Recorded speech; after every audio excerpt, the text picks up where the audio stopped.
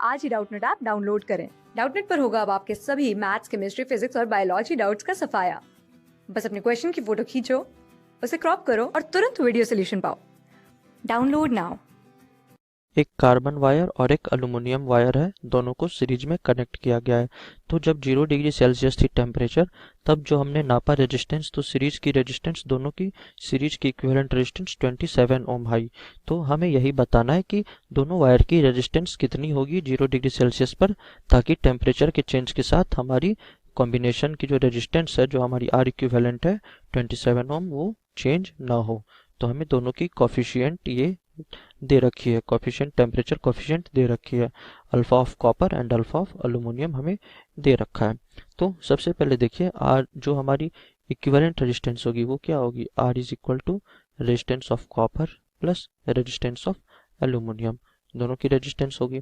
अब मान लीजिए हमने टेम्परेचर डेल्टा थीटा से चेंज किया, तो ये टेम्परेचर चेंज हमने किया, तो टेम्परेचर चेंज करने की वजह से क्या होगा, मेरा जो ये आर है, आर का वैल्यू हो जाएगा कॉपर की resistance at 0 degree Celsius into 1 plus alpha of copper into कितना चेंज किया हमने, डेल्टा थीटा, इतना टेम्परेचर चेंज किया, plus resistance of aluminium at 0 degree Celsius into 1 plus, यहाँ 1 plus alpha of aluminium into delta theta, ये आ गया। तो ये हमारा हो गया। अब देखिए इसे थोड़ा सा अगर हम सॉल्व करें, यहाँ मैं इस तरफ लिखता हूँ, तो आर इज इक्वल टू मेरा हो गया resistance of copper at 0 degree Celsius plus, यहाँ पर ये ब्रैकेट से मैंने बाहर ले लिया, तो ये resistance of aluminium at 0 degree Celsius plus, अब ब्रैकेट के अंदर क्या आ जाएगा, resistance of copper at 0 degree Celsius into alpha of copper into delta theta, plus bracket के अंदर ही रहेगा क्या, resistance of aluminium at 0 into alpha of aluminium into delta theta, ये हो गया, ये पूरा ब्रैकेट के अंदर आ गया। अब देखिए हमें क्वेश्चन में क्या गिवन है, क्वेश्चन में गिवन है कि 27 ओम था एट 0 डिग्री सेल्सियस। इसके कहने का मतलब है कि इन दोनों की जो वैल्यू है, ये इन दोनों का सम का वैल्यू 27 है, तो ये हो गया 27। तो 27 प्लस ये हो गया मेरा ये copper at 0 into alpha copper delta theta, plus ये हो गया मेरा resistance of aluminium at 0 into alpha of aluminium into delta theta. तो ये मेरी आ गई इक्वेशन। तो अब हमें क्या चाहिए, हमें चेंज नहीं करवाना है। कहने का मतलब ये है कि हमें जो है इस रेजिस्टेंस की वैल्यू को 27 ही रखना है। तो अगर ये रेजिस्टेंस की वैल्यू हमें 27 चाहिए, इसका मतलब ये पूरा टर्म जो है ये इक्वल टू 0 होना चाहिए।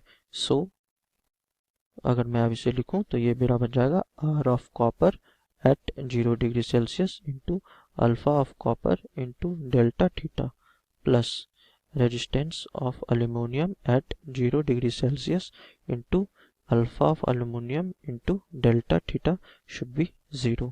तो डेल्टा थीटा दोनों में से कॉमन आकर कट हो जाएगा, तो डेल्टा थीटा कट हो गया।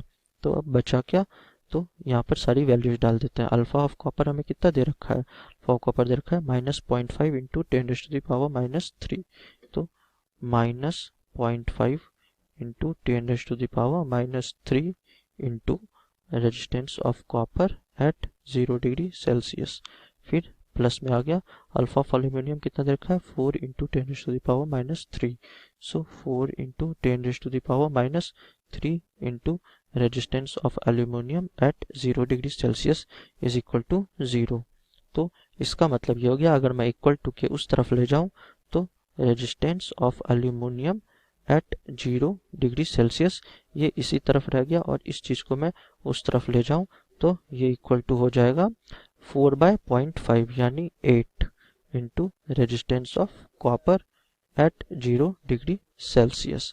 तो अब देखिए ये एक इक्वेशन आ गया, और दूसरा इक्वेशन हमारे पास क्या है, दूसरा इक्वेशन है कि resistance of copper plus resistance of aluminium is equal to 27।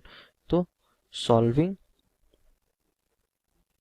Solving इसे मैं लिख लेता हूँ इक्वेशन नंबर 1, इक्वेशन 1 एंड ये resistance of aluminium at 0 plus resistance of copper at 0 is equal to 27।